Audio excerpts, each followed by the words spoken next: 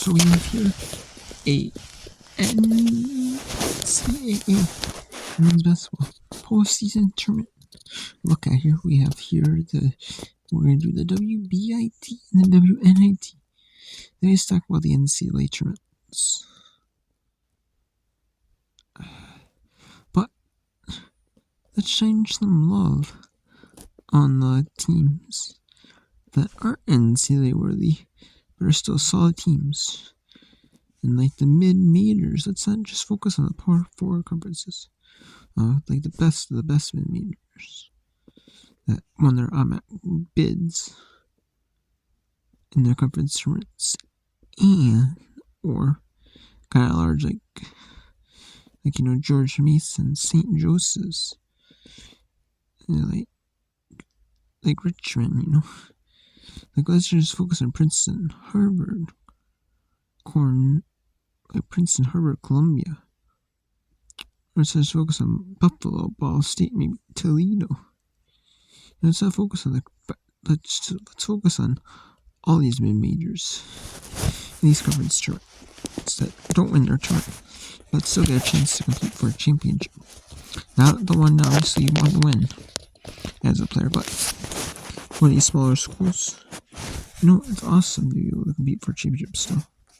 But let's talk about it. So we have the first four. So the first four teams, the first four out that do not get an NCAA tournament berth get automatically in at first. And they're predicting George Mason, Stanford, Seton Hall, and Harvard. I think that could be fair because Harvard has been snubbed. Charlie Cream had to use his bracket, and I've been looking. There's other people that say brackets, but I think because they have the most conferences in the game, so I just use that because of that. But we have,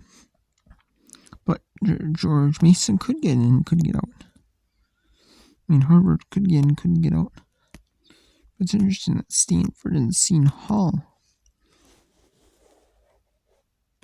our first four out team, Seton Hall, I could see that, but Stanford, I don't know. And then we have four teams that are predicted to get the number one seeds in their conference tournaments and not make it to the NCAA, not win their conference tournament and get that large bid. So UTSA, I think they're saying South Florida could win it, which I could see South Florida being UTSA because UTSA does have a loss in conference, and it is to USF on the road. So, and they did beat US and all. So they do not play USF at all, South Florida, all the rest of the season. So I could see that. Actually. NCAA, North Carolina A&T. I don't watch this Coastal Athletic Association because I'm not up on them. These teams, just because of the fact that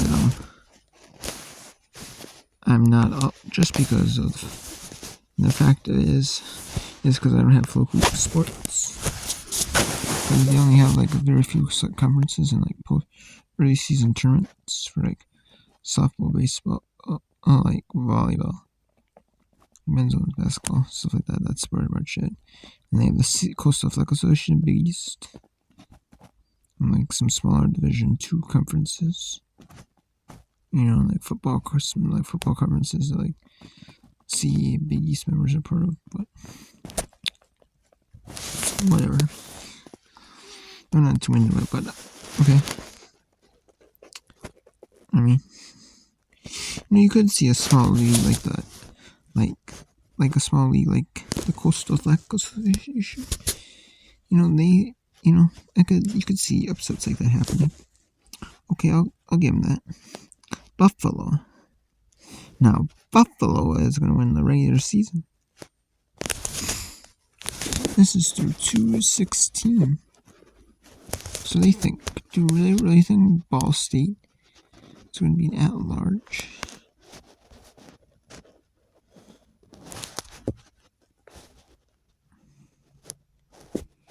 Now, Buffalo is the regular season champ bid. I mean, I don't know if that's a miss one. But I could, so do they think, who do they think's going to make it? Do they think Kent State is going to make it?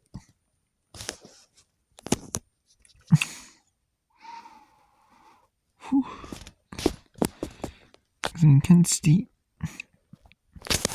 I'm saying Kent State, Miami, Ohio. Kent State. Or maybe Miami, Ohio. Or he's saying Kent State, Miami, Ohio. One of them two is going to make the NCAA. Instead of Ball State. So that's interesting. Regular season champion Gonzaga actually has the lead bid in right now in the league. But they did beat Portland on the road. And that's their only time playing Portland, so I could see them getting the automatic bid in the WBIT. Because I could see Portland taking it in a neutral site. I could. And West Coast tournament is in like in Las Vegas area, and so I could see that. Gonzaga losing it. Now we have at-large bids. From the American, we have Temple and North Texas. If South Florida takes it, I could see Temple making it. Temple's projected to be 12-6, 18-11 right now. They are 15-10, 9-5. So I could see that. And then with their conference wins, but North Texas, I could definitely see North Texas making it. North Texas has a stronger resume.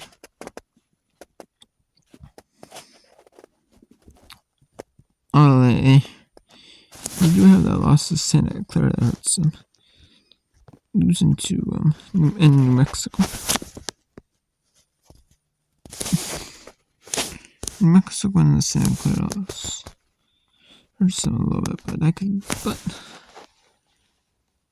I think that might be why they're number 2. But I still see them making it go to WBIT. I could see that. St. Joseph's, that's probably no surprise there. If Richmond wins the AQ,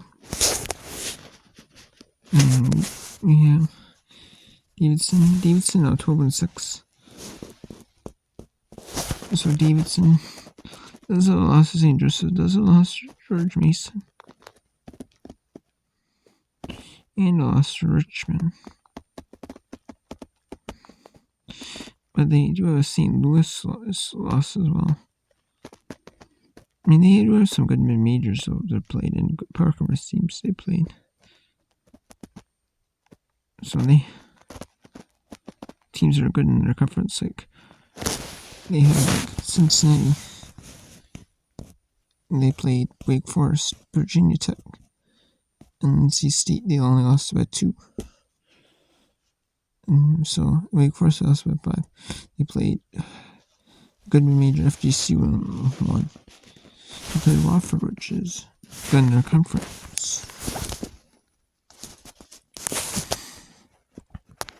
Not a bad team in their conference, so yeah.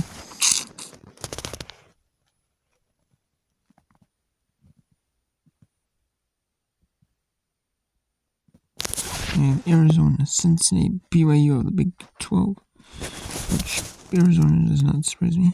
Arizona.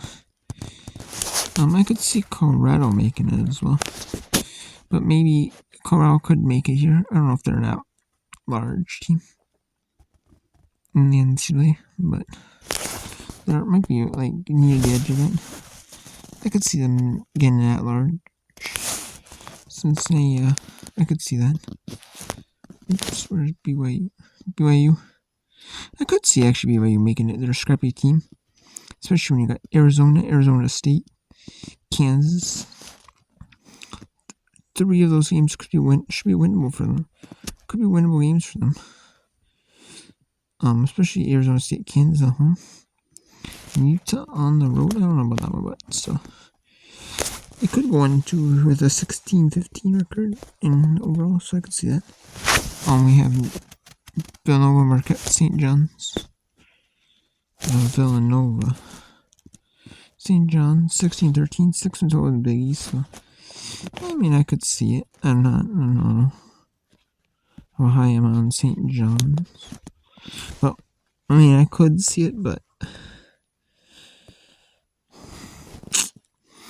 I don't know. I don't know how high I'm on St. John's. Northern Arizona is an at-large of the Big Sky. I could easily see it. Northern Arizona is a solid major. There are only 2 losses in conference are to Montana State twice. Once on the road at Montana State by 7 and at home by 6. Otherwise, they've been going through conference like pretty solidly, so I could say no problem.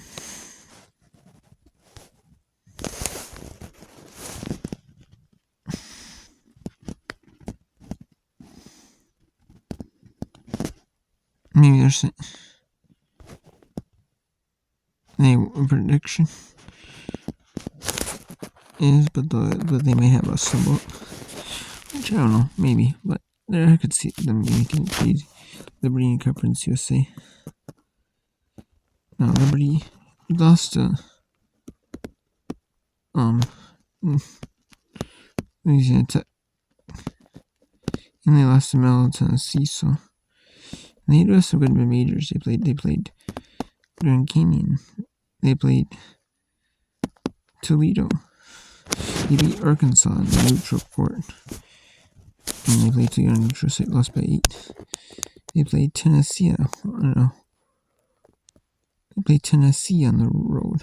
And they played Duke at home. So they played 2 really solid power conference teams.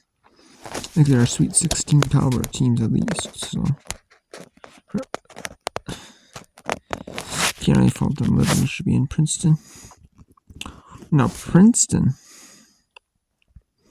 they're saying if Princeton, I don't know. I mean, I could see it. I could see it though. If Columbia only is the team that gets in, I could see that. Quinnipiac of the Metro Atlantic Athletic Conference. Yeah, I could see Quinnipiac not making it. You know, they did beat Harvard. They beat Princeton. They beat Southeastern Louisiana with 3 good mid-majors. You know, that's Miami and Florida. Miami, which is Miami in the ACC, by 9 on the road in overtime at their own play in Miami. They traveled to Miami for that game, so. And they played some Vermont's good in their conference. Southeastern is really good in their conference. Like a solid mid-major. Harvard, Princeton are solid mid-majors. So